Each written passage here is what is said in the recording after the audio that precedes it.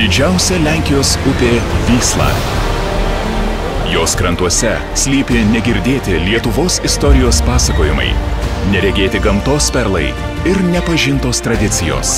Kelionė per žemes, kurios protėviams žinomos šimtmečius. Per miestus, kur saugoma lietuviška atmintis. Kryžiuočių tvirtovės, karalių pilys ir gyvos legendos.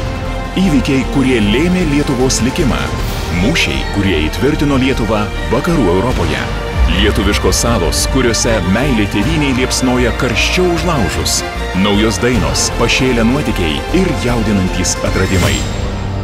Nuo pakrantės miškų iki istorijos saugyklų.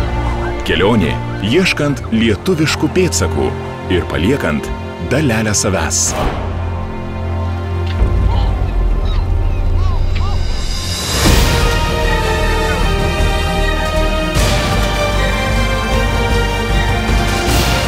Kartu, drąsiai, petys į petį, per visus iššūkius. Čia nacionalinė ekspedicija.